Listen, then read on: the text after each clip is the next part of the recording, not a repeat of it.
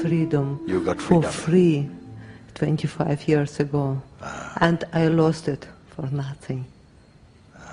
I got freedom 25 years ago for free, and I lost it for nothing. And since this time I was looking for it again and again, and very hard. I think it was... Now you lost it. We want to know, so that we avoid it. How you lost it.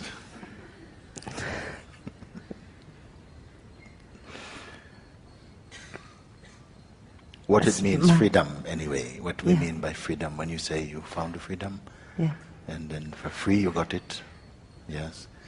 That it was experience what I had just for free, from cup of coffee.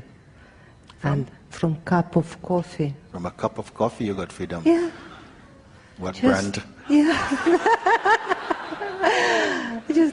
I just was experience, and I go till the end of existence and to the nothing. And joy came, and love, and light, and everything, all the feelings came back. And when I came back to my consciousness, I thought, oh, it was something what was nothing, but anyway, it was so joyful and painful to come back to the normal consciousness, the bodily consciousn's, the personal consciousness, to come back, felt like descending again into a lower state. And it was really physically pain, like I can't come inside there. But okay, I didn't know at that time what it is. I felt only the joy, and then it was continuous. Anyway, when I came back... Okay, you know what happened? You really must let that memory go. Yeah. No, that's my question. I can't. Yes. I want to go back. You have to let this memory go, because that experience took place. It was not a mistake. You didn't do anything wrong, actually. It was a glimpse into the infinite being. You cannot recapture it like that. You see? That which was there then, when that experience took place, is here now also. There is something that doesn't come and go, and it is greater than everything. Even if the Supreme comes and goes, this which witnesses that is greater. It is immeasurable. It is immutable. It doesn't change. The effect somehow of snapping, being popped out of your usual context, out of the usual context of being a person, is felt as tremendous liberation. Because without that personal self, there's no edge, there's no boundary. There's only that indescribable. It is indescribable. And so are you right now. You are indescribable. What you are is indescribable. It's unattainable, because there's nobody there actually to really attain it. At the moment, we feel differently because we are a bit under the influence of identity. And so we believe, but really right now that's where I am, this is who I am, cramped inside this body, trying to find freedom. In the version that was experienced 25 years ago.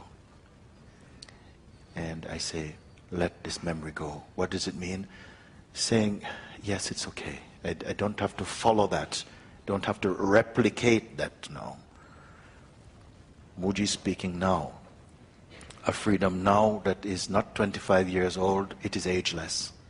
It is timeless, not time-bound. What is it? It doesn't have a shape. But shapes appear in it.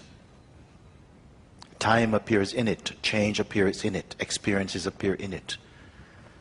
You're the one behind all of this, but not as you are in your mind. You're not here personally.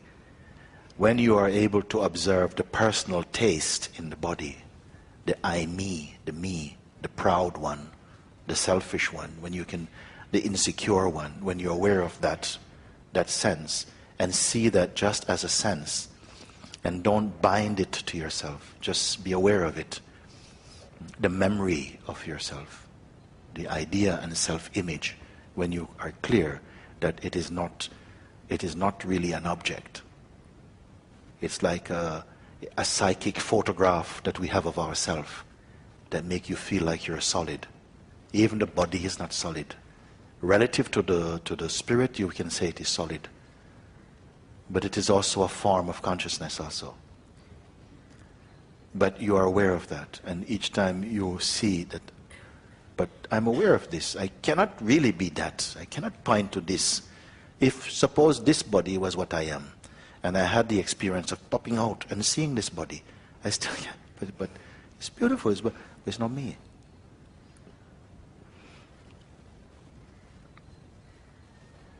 There are some thoughts that appear to be your thoughts, like copyrighted, got your name on them. And if they could be plucked out of your head and put on, you could see them, you wouldn't want them back in your head. Okay? Sure. So what keeps them there is this idea, this is me and this is happening to me, and the identity is like a magnet for these type of thoughts. It's not that you want to be free only of thoughts. Freedom is freedom from the identity itself. Yep. There's no freedom for the ego. There's freedom from ego. This identity, we are not it. It's okay that you don't have to go and squeaky clean it.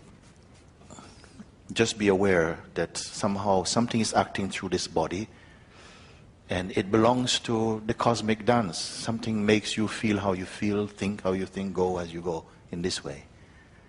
And this is why I quoted Sri Maharaj's statement. He says, I leave my human body and its story to unfold according to whatever puts it here. I remain as I am. That is a discernment. That is a recognition that somehow that is an unfolding play, but actually there's nobody there doing it. That's also another idea, that there's someone living life. You are life. The one living life is a mistake, and it will keep on bringing in a lot of trouble, this identity. It is only an actor on a stage. If you go to play King George on the stage, bring it to life, but it doesn't exist. You'll go on the stage and play a centaur, but it doesn't exist. You're going in this body and playing, I am George, and this is me, who do you think you're talking? It doesn't exist. It's a costume, an idea.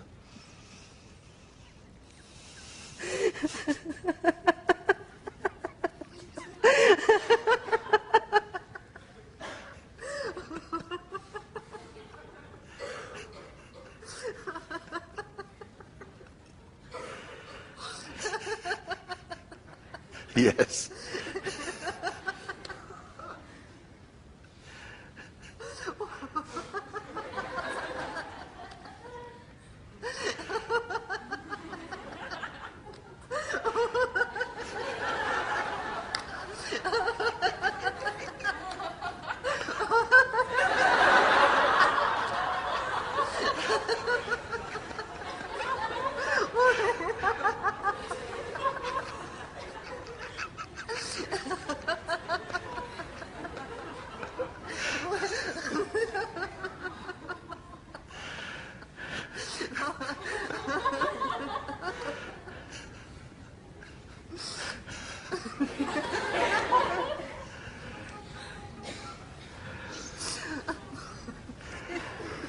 This was the laughing Buddha, you see.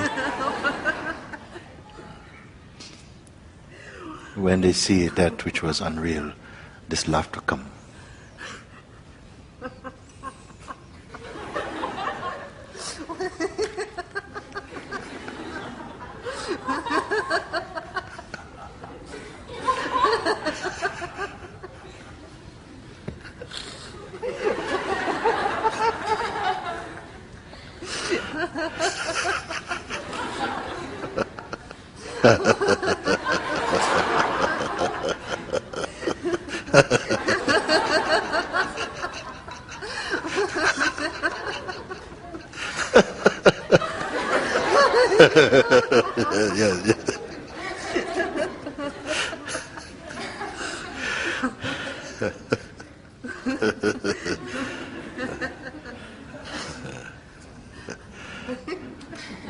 Very good.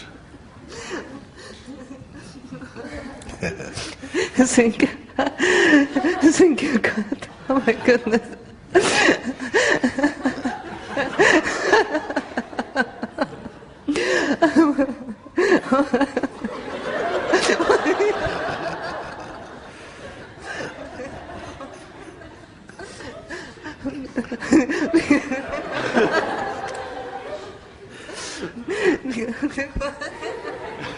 The mind doesn't think it's funny.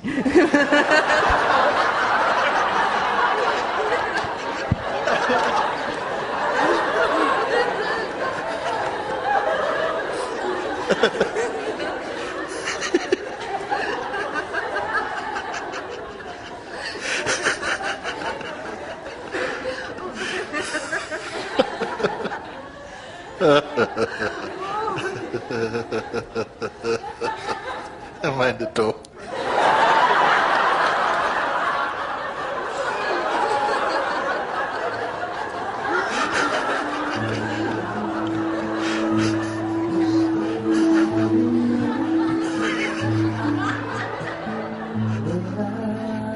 Come